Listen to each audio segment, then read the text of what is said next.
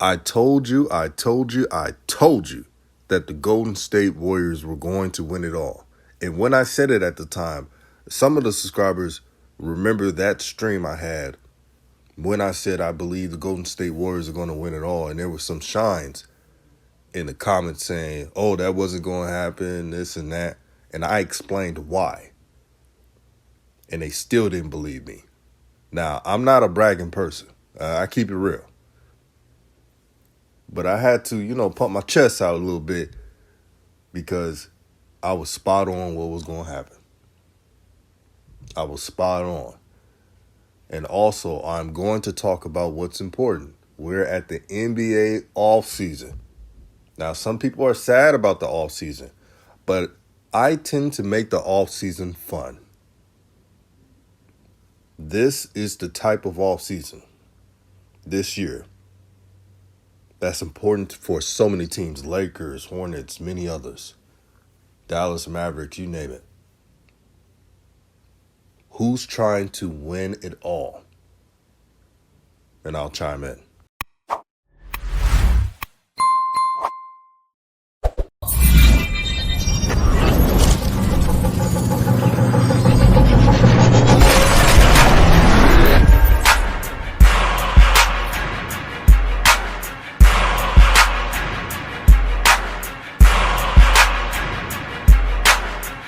What's good, everyone? This is RawTruth Media, giving you the raw content that you deservedly need. Please like, share this video. I repeat, share this video. And if you aren't subscribed, subscribe to the channel, especially if you like the content.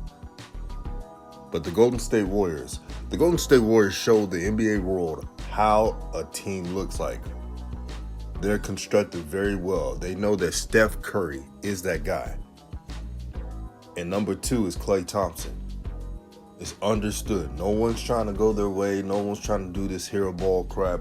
No one's trying to take over a game that's not named Steph Curry and Klay Thompson. And then they got Jordan Poole, who's the microwave scorer. When asked to score, he does his job. But a lot of teams in the NBA, they're trying to figure out how to win, how to build a cohesive unit. And they fail miserably because they see the blueprint that the Warriors doing, but a lot of ego is preventing them from winning. Now, everybody doesn't have a Steph Curry. And speaking of Steph Curry, shout out to him. He's heard a lot of pushback, a lot of hating, talking about the Warriors are washed or he may not play the same because of the injury. But shooters shoot. And you can tell this past offseason that he took it seriously. He heard the chatter. Matter of fact, in the MVP ceremony, the finals MVP ceremony that is, he mentioned it. So he heard all of the doubt and how the Warriors cannot become a great team. But one thing I realized about the Warriors, especially Steve Kerr, is that Steve Kerr, when he's coaching talent, he coaches them well. The year where they were horrible, the year that they had to draft James Wiseman in the offseason, you can see that Steve Kerr's not used to that. Coaching kids, coaching young athletes who do not understand the system. Kind of like how Phil Jackson is. Phil Jackson was the same way. Now, you would never seen Phil Jackson coach a bad team. Now, he may have coached a team that wasn't good as the championship teams he's coached, but you never seen him coach a bad team. But when Steve Kerr coaches his guys, Steph, Klay, and Draymond, and then he add some 3-and-D studs who are lockdown defenders. Andrew Wiggins has transformed his game and really written off the bad past that people said about him, talking about his work ethic and not being a winner. He's a champion now. No matter what you think about Andrew Wiggins, you can't take that away from him. He shut down Jason Tatum. Speaking of Jason Tatum, brother, I'm sure you're a great guy. but you let your team down. There's not much I could say on that. And I'm happy the Celtics lost because I grew up a Laker fan, and I never liked the Celtics. It's nothing personal. It's just I grew up not liking the Celtics. But I do have respect for the history in basketball. I know they're a winner, just like the Los Angeles Lakers are. Jason Tatum didn't do his part. Marcus Smart, who was supposed to be the Defensive Player of the Year, who pretty much begged to be the Defensive Player of the Year, was a no-show. And then you have Jaylen Brown, who was trying tooth and nail to gain wins for this team, but he couldn't do it alone. In this series, it explained who was consistent and who was not. Even when the Warriors were not consistent on their shot, what did they do? They relied on their defense. We see the Warriors as being a jump shooting team, shooting all these threes, but we don't understand that they're disciplined. They understand how to guard the opposing team to stay on the assignment. Not drifting in their head space, thinking about the next shot they're going to get. Hornets. I had to mention that. But here's how objective I am.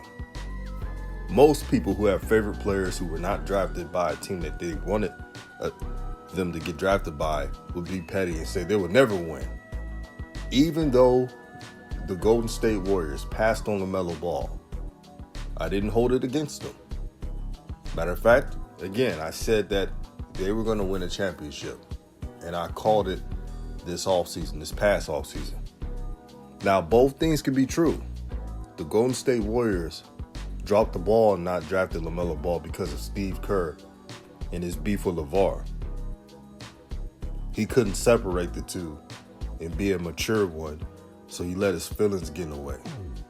So it was not Bob Myers. Bob Myers was trying to make Steve Kerr happy. Matter of fact, there is a rumor that Steve Kerr ran into the office, allegedly, and demanded to not draft LaMelo Ball no matter what. He can't stand his father. He was mad that LeVar Ball called him the Milli Vanilli of coaching.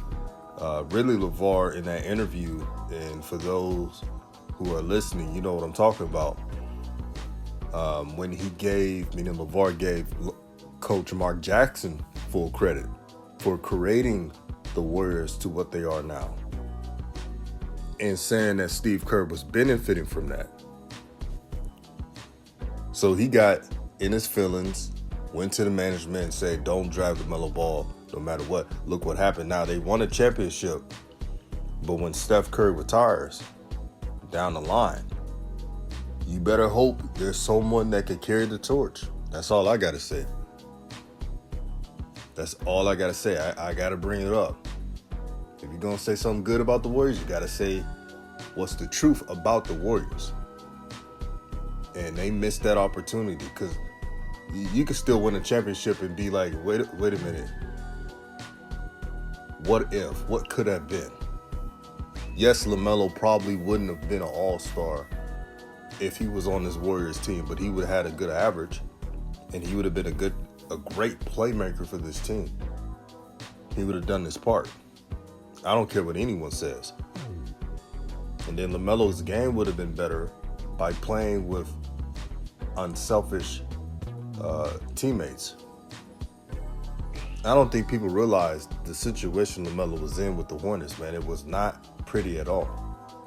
You had an egotistical coach who didn't give him minutes, and I know some people would say, well, LaMelo wouldn't get as much minutes with the Warriors. Here's the difference.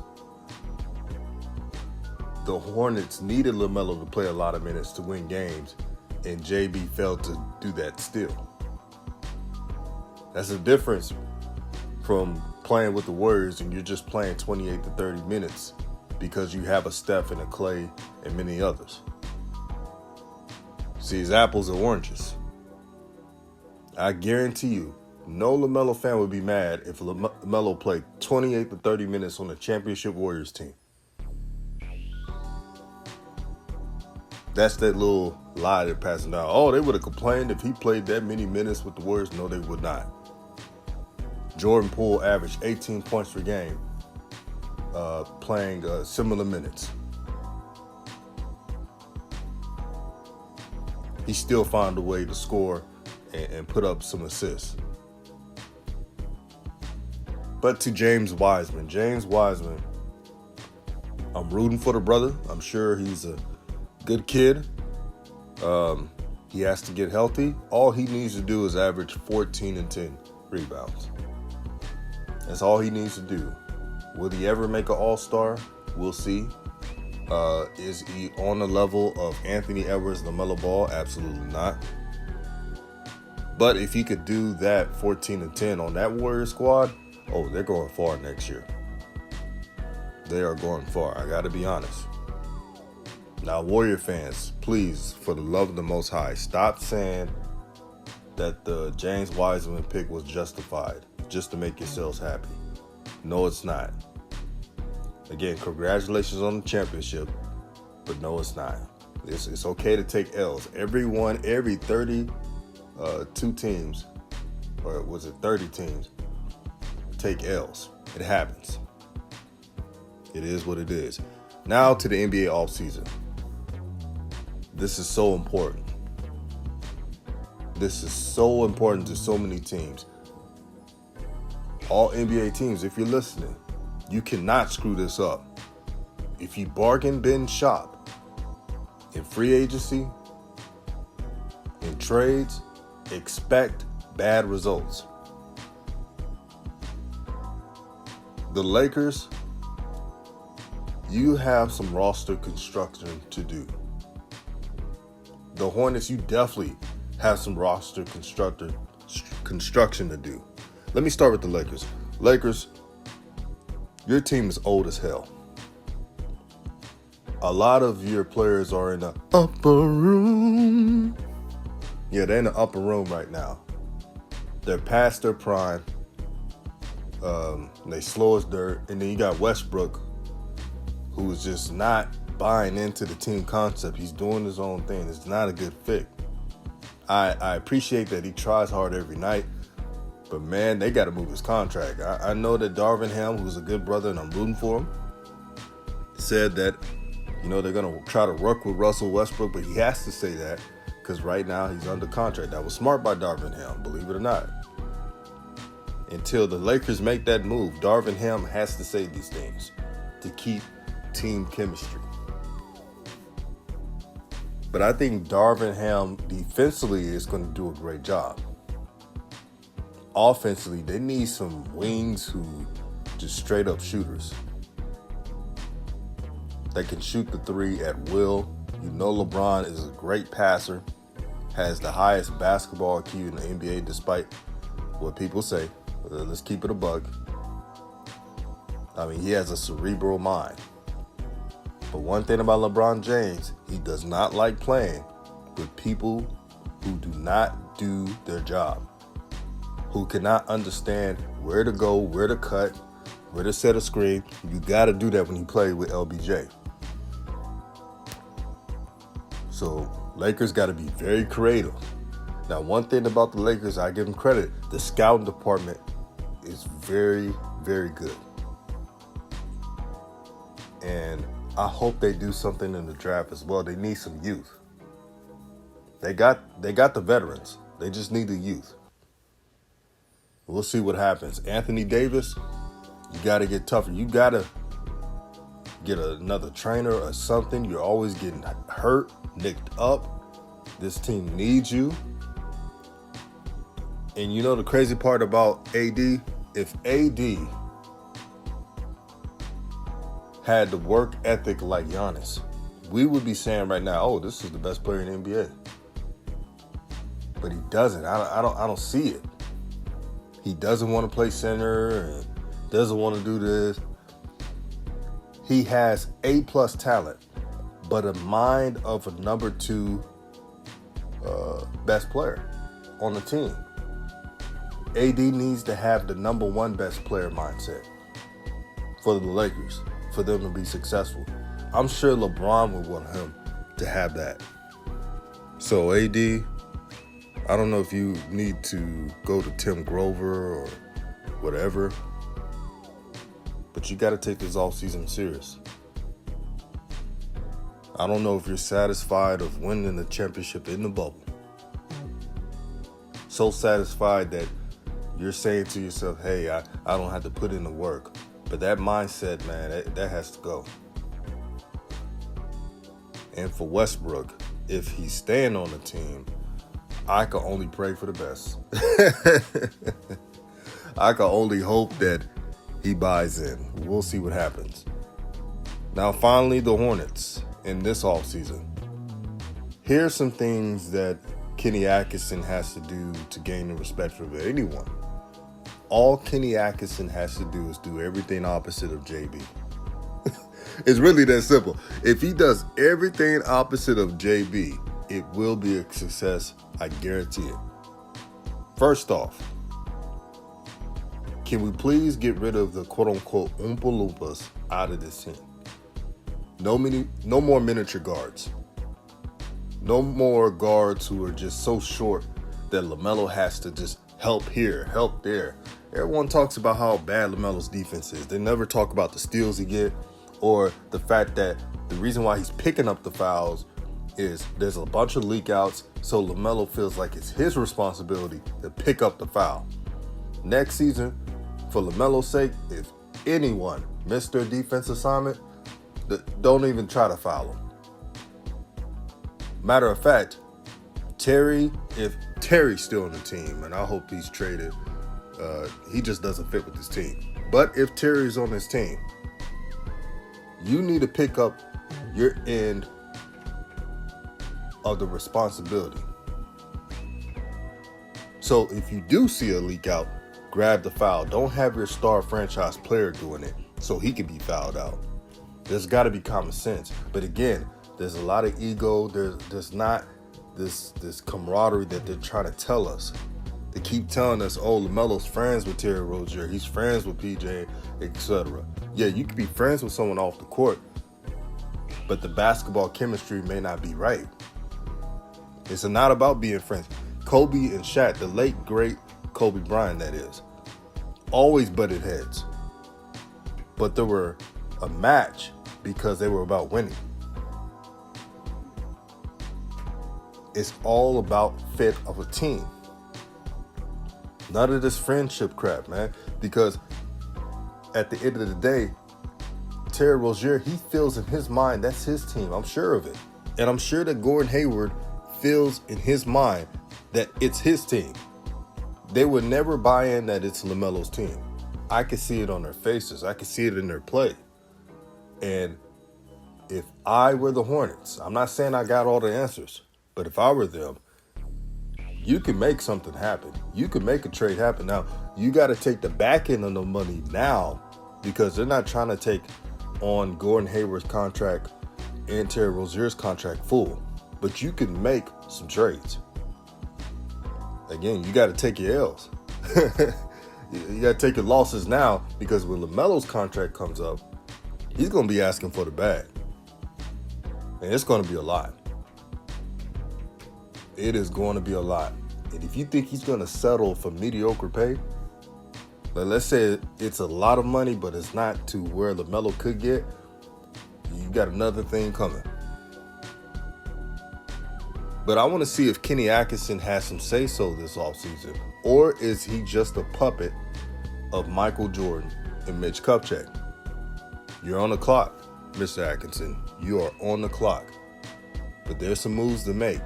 Now, I know people are talking about Miles Turner and Mo Bamba, but how about getting the big fish? Let's get DeAndre Ayton if you can. Just try to do something. As you've heard, the Suns organization and Ayton are button heads. And can you imagine if LaMelo had a lob threat, a presence in Ayton? DeAndre Ayton in the East, there's not too many big men that can stop him. The only big man that's better than him, in my opinion, in the East is Joel Embiid. I truly feel that way. Joel Embiid is the only one I could say, oh, he's flat out better than Ayton.